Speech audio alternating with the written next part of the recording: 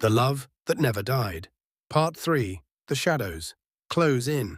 The video haunted Hazel. She couldn't stop replaying it in her mind, couldn't stop seeing the shadowy figure crouched by Ethan's car, couldn't stop hearing the faint, distorted hum of the engine as the figure disappeared into the darkness. Someone had killed him. It was no longer a question. But who? And why? The questions consumed her, twisting her grief into something sharper, something darker. No one had believed her when she said Ethan's death didn't feel right. Not Claire, not James, not the police. But now she had proof. The problem was, someone knew she had it. The threatening message, "You're closer than you think," was enough to keep her awake all night, staring at the darkened windows of her home, waiting for something to happen. Every creak of the floorboards, every gust of wind outside, every faint rustle sent her heart racing. By dawn, she'd made a decision. She couldn't stay here. Whoever was behind this wanted to scare her, to keep her quiet, and she wasn't about to give them the satisfaction. She packed a small bag, grabbed the USB drive with the video, and left the house. She didn't know where she was going yet, just that she had to move. Hazel drove with no destination in mind, her knuckles white on the steering wheel. The roads were empty, the early morning sky streaked with pale pink and grey. But the tension coiled in her chest made it feel like someone was following her.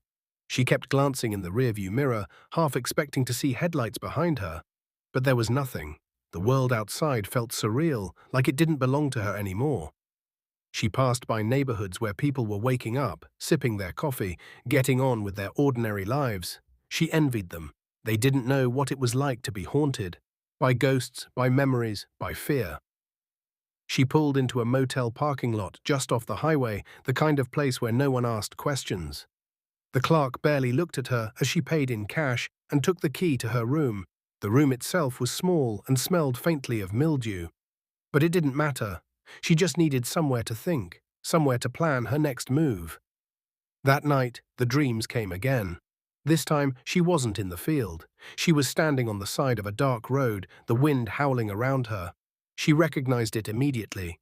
It was the road where Ethan had died. Her breath came in short, panicked gasps as she turned in every direction, searching for him. "Ethan!" she called out, her voice barely carrying over the wind. And then she heard it. The screech of tires, the crack of metal against metal. She spun around just in time to see the crash unfold in front of her, as if she were reliving it in real time. Ethan's car skidded off the road, slamming into a tree. She screamed, running toward the wreckage, but before she could reach it, a figure stepped out of the shadows. It was the same figure from the video. "Who are you?" Hazel demanded, her voice shaking. "Why are you doing this?" The figure didn't answer. They just stood there, their face obscured by the darkness. And then slowly they raised their arm and pointed directly at her. Hazel froze, her blood running cold. The figure stepped closer, and for a fleeting moment she thought she could make out their face. But the dream shattered before she could. She woke up gasping, her heart hammering in her chest. The room was dark, the only light coming from the faint glow of the motel's neon sign seeping through the curtains. She sat up, trying to steady her breathing, but something felt wrong. The air in the room was thick, oppressive, and she had the unmistakable feeling that she wasn't alone. Her eyes darted to the corner of the room, and that's when she saw it. A single white rose lying on the floor. Hazel's stomach dropped. She hadn't brought any roses with her. She hadn't left the room since she arrived, which meant someone had been here. Her phone buzzed on the nightstand, and she nearly knocked it over in her haste to grab it. Another message from the same unknown number. "You're running out of time." Hazel's hands shook as she set the phone down. Whoever was doing this wasn't just watching her, they were toying with her. She grabbed the USB drive and shoved it into her bag. She couldn't stay here. She needed answers, and there was only one person she could think of who might have them. Hazel drove to James's house the next morning, her nerves frayed and her thoughts racing. Ethan's brother had been distant ever since the funeral, avoiding her calls and refusing to talk about what had happened. She hadn't wanted to believe he could be involved, but now she wasn't so sure. When she arrived, she found him in the garage, working on his motorcycle. He looked up when he saw her, his expression unreadable. "Hazel," he said, wiping his hands on a rag, "what are you doing here?" "I need to talk to you," she said, her voice firm. About Ethan.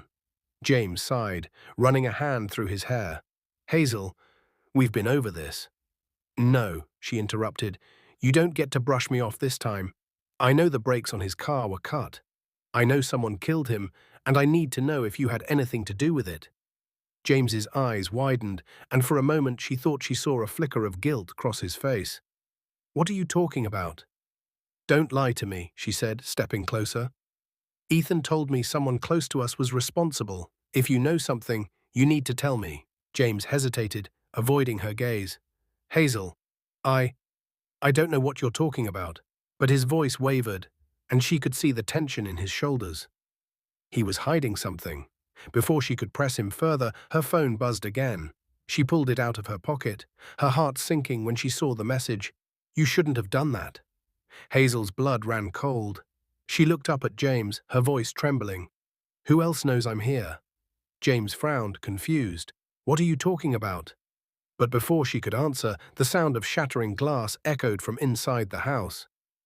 Hazel and James both froze, their eyes darting to the back door. Someone was inside. The story ends here, with Hazel and James standing frozen, the tension thick enough to cut with a knife. Someone, or something, has followed her. The stakes are higher than ever, and the question remains, who can Hazel trust? End of part 3.